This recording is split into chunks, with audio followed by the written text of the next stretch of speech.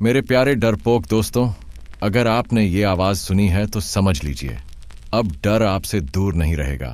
हर रात कुछ नया, कुछ सच्चा और कुछ ऐसा सुनाने आ जाता हूं जिसे सुनने के बाद नींद नहीं आती। तो अगर दिल मजबूत है तो बस एक लाइक कर दीजिए और चैनल को सब्सक्राइब कीजिए, क्योंकि अगली आवाज शायद आपकी ही हो। आज मैं आपको एक ऐसी कहानी सुनाने जा रहा हूं जिसने मेरी जिंदगी बदल कर रख दी। यह कहानी है प्यार की। वो प्यार जो हर रिश्ते को खूबसूरत बना देता है। पर क्या प्यार हमेशा खुशियां ही लेकर आता है या कभी कभी दर्द भी दे जाता है? मेरा नाम आर्यन कपूर है और मैं दिल्ली यूनिवर्सिटी में पढ़ता हूं। मेरी जिंदगी बिल्कुल साधारण थी। कॉलेज, दोस्त और पढ़ाई, बस यही थी मेरी दुनिया। पर एक दिन एवरीथिंग चेंज हो गया। वो शुक्रवार की सुबह थी। मैं कॉलेज लाइब्रेरी में बैठा अपना असाइनमेंट पूरा कर रहा था। तभी अचानक लाइब्रेरी की शांति भंग हुई और एक मधुर आवाज ने कहा, क्या यह सीट खाली है? मैंने देखा, सामने एक लड़की खड़ी थी। उसने सलवार कमीज पहन रखी थी और हाथों में किताबों का ढेर था। उसकी आंखों में एक अजीब सी चमक थी। वह बहुत सुंदर थी। हाँ बिल्कुल, मैंने हड़बड़ाते हुए कहा। वह मेरे सामने बैठ गई और अपनी किताबें निकालने लगी। मैं चुपचाप उसे देखता रहा। उसके हर मूवमेंट में एक अलग ही ग्रेस था। कुछ देर बाद उसने पूछा, तुम फाइनल ईयर के हो ना? मैंने तुम्हें कॉलेज फेस्ट में स्पीच देते देखा था। मैं हैरान रह गया। तुमने मुझे पहचान लिया? हाँ, तुम्हारी स्पीच बहुत इंप्रेसिव थी, उसने मुस्कुराते हुए कहा। उस दिन हमने 2 घंटे तक बातें की। उसका नाम आन्या शर्मा था और वह सेकेंड ईयर में पढ़ती थी। वह इकोनॉमिक्स की स्टूडेंट थी और मैं इंजीनियरिंग का। जब लाइब्रेरी बंद हुई तो हम साथ साथ बाहर निकले। बाहर हल्की बारिश हो रही थी। चलो, मैं तुम्हें छतरी तक छोड़ देता हूं, मैंने कहा। वह मुस्कुराई। तुम तो बहुत जेंटलमैन हो। रास्ते में हमने कॉलेज, पढ़ाई और लाइफ के बारे में बातें की। मुझे लगा जैसे मैं उसे ईयर्स से जानता हूं। जब हम कॉलेज गेट पर पहुंचे तो उसने कहा, तुमसे बात करके अच्छा लगा, शायद कभी फिर मिलें। कल लाइब्रेरी में मिलोगी? मैंने हिम्मत जुटाकर पूछा। हाँ जरूर, उसने कहा और चली गई। मैं वहां खड़ा उसे जाते हुए देखता रहा। मेरा दिल तेजी से धड़क रहा था। क्या यह प्यार था या सिर्फ एक अट्रैक्शन? उस रात मैं सो नहीं पाया। मेरे दिमाग में बस आन्या की यादें घूम रही थीं। उसकी मुस्कान, उसकी आवाज, उसकी बातें। अगले दिन मैं जल्दी ही लाइब्रेरी पहुंच गया। मैं आन्या का इंतजार करने लगा, पर वह नहीं आई। 1 घंटा बीत गया, 2 घंटे बीत गए, पर वह नहीं आई। मैं निराश होकर उठने ही वाला था कि तभी वह आई। उसकी आंखें लाल थीं और चेहरा उदास। क्या हुआ? मैंने चिंतित होकर पूछा। कुछ नहीं, उसने कहा, बस थोड़ा सिर दर्द है। पर मुझे लगा वह कुछ छुपा रही है। हम बैठे और पढ़ाई शुरू की, पर आन्या का मन पढ़ाई में नहीं था। आन्या, तुम मुझे कुछ बता रही हो? मैंने धीरे से कहा। वह चुप रही। फिर अचानक उसकी आंखों में आंसू आ गए। मेरे पापा, वह बीमार हैं, उसने रोते हुए कहा। डॉक्टरों ने कहा है उन्हें किडनी की समस्या है। मैंने उसे कंफर्ट किया। घबराओ मत, सब ठीक हो जाएगा। उस दिन के बाद हम रोज मिलने लगे। धीरे धीरे हम क्लोज होते गए। हम साथ पढ़ते, साथ खाते और कॉलेज के बाद साथ घूमते। एक दिन जब हम कॉलेज के गार्डन में बैठे थे, आन्या ने कहा, आर्यन, तुम जानते हो, तुम्हारे आने के बाद मेरी लाइफ में बहुत बदलाव आया है। मैं पहले से ज्यादा हैप्पी हूं। मैंने उसका हाथ थाम लिया। मैं भी तुम्हारे बिना अधूरा हूं आन्या। उस दिन हमने एक दूसरे को अपने प्यार का इजहार किया। वो पल मेरी लाइफ का सबसे खूबसूरत पल था। पर क्या प्यार इतना आसान होता है? क्या सब कुछ हमेशा खुशनुमा ही रहता है? अगले भाग में जानेंगे कि कैसे हमारे प्यार की राह में मुश्किलें आनी शुरू हुई। क्या आन्या के पिता की बीमारी हमारे रिश्ते पर भारी पड़ेगी? क्या हमारा प्यार इन मुश्किलों का सामना कर पाएगा? यह सब जानेंगे अगले भाग में। रिश्ते की राह में मुश्किलें। आन्या के पिता की बीमारी दिन पर दिन बढ़ती जा रही थी। डॉक्टरों ने साफ कह दिया था कि अब किडनी ट्रांसप्लांट के अलावा कोई चारा नहीं था। आन्या का परिवार मिडिल क्लास था और इतने पैसे कहां से लाते? एक शाम जब हम कॉलेज की छत पर बैठे थे, आन्या बहुत उदास थी। आर्यन, मुझे कॉलेज छोड़ना पड़ेगा। पापा के इलाज के लिए पैसों की जरूरत है। मैंने उसका हाथ थामा। नहीं आन्या, तुम्हारी पढ़ाई बीच में नहीं छूटेगी। मैं तुम्हारी मदद करूंगा। पर कैसे? आन्या की आंखों में आंसू थे। ट्रांसप्लांट के लिए 15 लाख रुपए चाहिए। मैंने उसे विश्वास दिलाया कि हम कुछ न कुछ उपाय जरूर ढूंढ लेंगे। उस रात मैंने अपने पिता से बात करने का फैसला किया। मेरे पिता एक बिजनेसमैन हैं। जब मैंने उन्हें आन्या और उसके पिता के बारे में बताया तो वह गंभीर हो गए। बेटा, हम दूसरों की मदद कर सकते हैं, पर इतनी बड़ी अमाउंट? पिताजी ने कहा। पापा, आन्या मेरी लाइफ का सबसे इंपॉर्टेंट हिस्सा है। मैंने गुहार लगाई। कृपया उसकी मदद करें। पिताजी ने कहा, मैं 5 लाख रुपए दे सकता हूं, बाकी तुम्हें दूसरे तरीके ढूंढने होंगे। मैंने अपने दोस्तों से मदद मांगी, कॉलेज के टीचर्स से बात की और सबने मिलकर एक फंड रेजिंग कैंपेन शुरू की। सोशल मीडिया पर हमने एक पेज बनाया और लोगों से मदद की अपील की। 2 हफ्ते में हमें 8 लाख रुपए मिल गए, पर अभी भी 2 लाख की कमी थी। तभी आन्या ने एक प्रस्ताव रखा। मैं अपना गोल्ड मेडल बेच सकती हूं, मेरी दादी ने मुझे जन्मदिन पर दिया था। नहीं, मैंने मना किया, वह तुम्हारी इमोशनल वैल्यू की चीज है। पर आन्या ने कहा, पापा के लिए मैं कुछ भी कर सकती हूं। उसकी इस सैक्रिफाइस ने मुझे और भी प्रभावित किया। मैंने अपनी मां से बात की, जिन्होंने अपना कुछ ज्वेलरी देकर हमारी मदद की। आखिरकार पैसे का इंतजाम हो गया। आन्या के पिता का ऑपरेशन सक्सेसफुल रहा। ऑपरेशन के बाद जब आन्या के पिता ने हमारे बारे में सुना तो वह हैरान रह गए।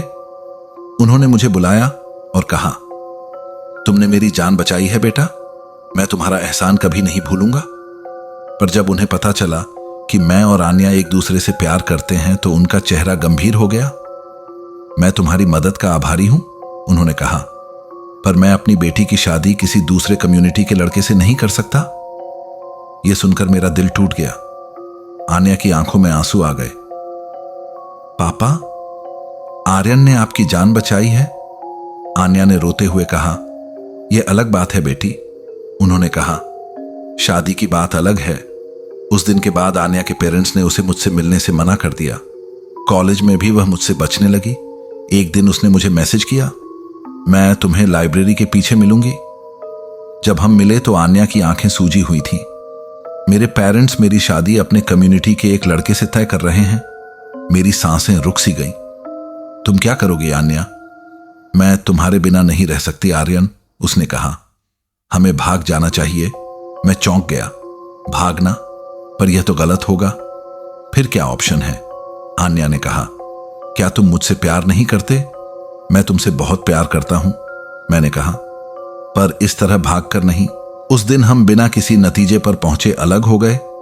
मैं समझ नहीं पा रहा था कि क्या करूं। क्या सच में प्यार के लिए भाग जाना सही था?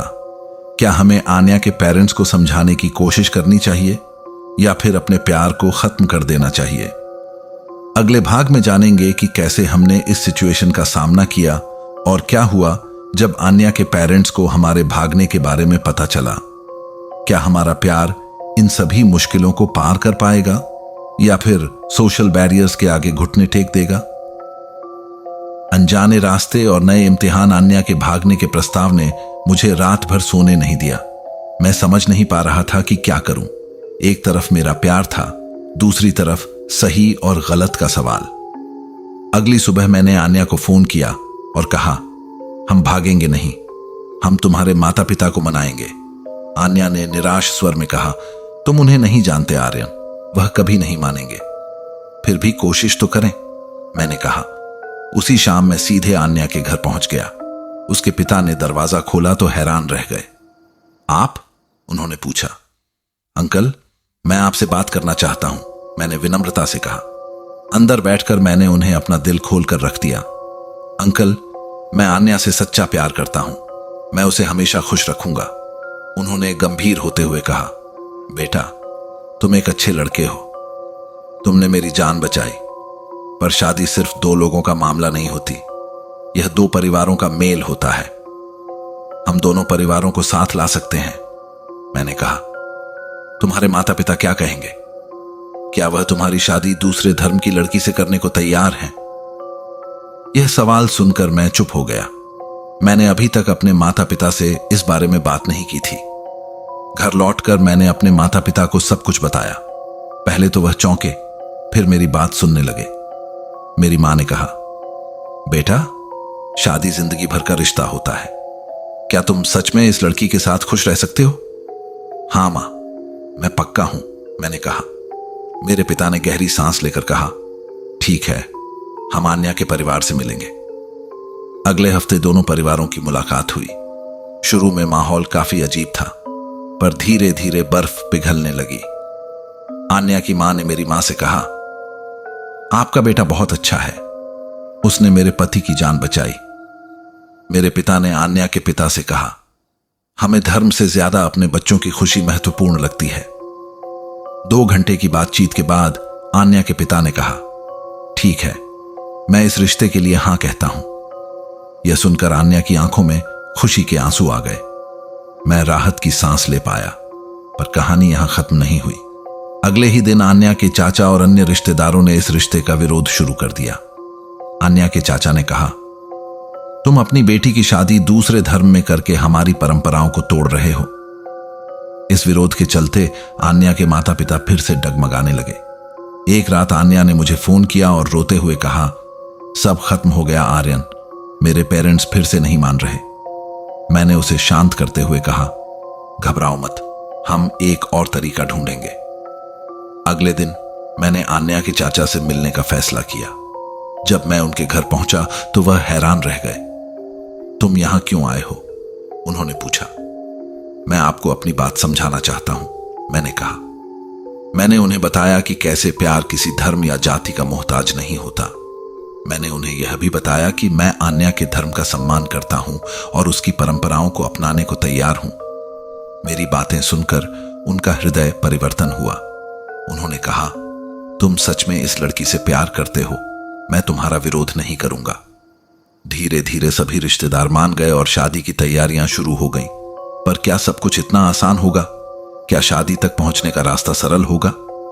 अगले भाग में जानेंगे कि कैसे हमारी शादी की तैयारियों के दौरान नई चुनौतियां सामने आईं और कैसे हमने उनका सामना किया। सफर का अंत और नई शुरुआत। शादी की तैयारियां शुरू होते ही नई चुनौतियां सामने आने लगीं। सबसे पहला सवाल था, शादी किस रीति रिवाज से होगी, हिंदू रीति से या मुस्लिम रीति से? एक शाम दोनों परिवार हमारे घर इकट्ठे हुए। मेरे पिता ने शुरुआत करते हुए कहा, हमें एक ऐसा तरीका ढूंढना होगा जिससे दोनों परिवार खुश रहें। आन्या के पिता ने सुझाव दिया, क्यों ना हम दोनों धर्मों की रस्में निभाएं, पहले हिंदू रीति से फिर मुस्लिम रीति से। मेरी मां ने इस आइडिया का समर्थन किया। यह अच्छा विचार है, इससे दोनों परिवारों की भावनाओं का सम्मान होगा। पर इसका मतलब था 2 गुना खर्च और 2 गुनी तैयारी। आन्या की फैमिली की फाइनेंशियल कंडीशन अभी भी ठीक नहीं थी क्योंकि उसके पिता का ट्रीटमेंट चल रहा था। मैंने फैसला किया कि मैं अपनी पढ़ाई के साथ साथ पार्ट टाइम जॉब करूंगा। मैंने एक सॉफ्टवेयर कंपनी में इंटर्नशिप शुरू की और शाम को ट्यूशन पढ़ाने लगा। आन्या भी पीछे नहीं रही। उसने अपने कॉलेज के प्रोजेक्ट से जो पैसे मिले वह शादी के खर्च में लगा दिए। एक दिन आन्या ने मुझे बताया, मेरी दादी ने हमारी शादी के लिए अपना एक जेवर बेच दिया है। यह सुनकर मैं हैरान रह गया, पर दादी जी ने ऐसा क्यों किया? वह कहती हैं कि प्यार किसी कीमत से बड़ा होता है। आन्या की आंखों में चमक थी। धीरे धीरे सब कुछ सेटल होने लगा। शादी की डेट तय हुई 15 दिसंबर। पर तभी एक नया प्रॉब्लम आया। आन्या के कुछ दूर के रिश्तेदारों ने फिर से विरोध शुरू कर दिया। वह सोशल मीडिया पर हेट मैसेजेस भेज रहे थे। एक रात मुझे एक अनोनिमस कॉल आई, तुम्हारी शादी नहीं होने देंगे। मैंने इसकी शिकायत पुलिस में की। पुलिस ने सिक्योरिटी का इंतजाम किया। शादी से 1 हफ्ते पहले आन्या बहुत टेंस हो गई। क्या सब कुछ ठीक होगा आर्यन? मैंने उसे गले लगाते हुए कहा, हां प्रिय, हम इतनी मुश्किलें पार कर चुके हैं, अब कुछ भी हमें नहीं रोक सकता। शादी का दिन आ गया। सुबह हिंदू रीति से विवाह हुआ। आन्या लाल लहंगे में बहुत सुंदर लग रही थी। मेरे पेरेंट्स ने उसे दुल्हन के रूप में आशीर्वाद दिया। दोपहर में मुस्लिम रीति से निकाह हुआ। आन्या ने सफेद शादी की ड्रेस पहनी थी। उसके पेरेंट्स ने हमें दुआएं दी। दोनों सेरेमोनीज में दोनों परिवारों के लोग शामिल हुए। जो लोग पहले विरोध कर रहे थे वह भी आए और हमें आशीर्वाद दिया। शाम को रिसेप्शन था। यहां हमने एक सरप्राइज तैयार किया था। हमने एक वीडियो बनाई थी जिसमें हमारे प्यार की पूरी कहानी थी। जब वीडियो चलनी शुरू हुई तो सबकी आंखें नम हो गईं। आन्या के पिता ने माइक लिया और कहा, आज मैं समझ पाया हूं कि प्यार में कोई धर्म नहीं होता। हमारी यह कहानी मीडिया में भी फीचर्ड हुई। कई न्यूज़पेपर्स और चैनल्स ने हमारी लव स्टोरी पब्लिश की। आज हम शादी के बाद एक साथ रह रहे हैं। आन्या ने अपनी ग्रेजुएशन पूरी की और मैंने अपनी इंजीनियरिंग की डिग्री पूरी की। हमने एक स्मॉल स्टार्टअप शुरू किया है जो इंटरकल्चर मैरिजेस में काउंसलिंग प्रोवाइड करता है। हम उन यंग कपल्स की हेल्प करते हैं जो हमारी तरह सोशल बैरियर्स का सामना कर रहे होते हैं। आन्या के पिता अब पूरी तरह हेल्थी हैं और हमारे साथ रहते हैं। मेरे पेरेंट्स भी उनके साथ अच्छे रिलेशनशिप मेंटेन करते हैं। कहानी का सार, इस कहानी से हमें यह सीख मिलती है कि प्यार किसी भी बैरियर को तोड़ सकता है, चाहे वह धर्म का बैरियर हो, जाति का हो या सोशल स्टेटस का। जरूरत है तो सिर्फ सच्चे दिल और हिम्मत की। अंतिम शब्द, प्यार एक ऐसी भाषा है जिसे हर कोई समझ सकता है। यह न तो हिंदू है, न मुसलमान, न ईसाई, यह बस प्यार है। और जहां प्यार होता है वहां हर चीज पॉसिबल हो जाती है।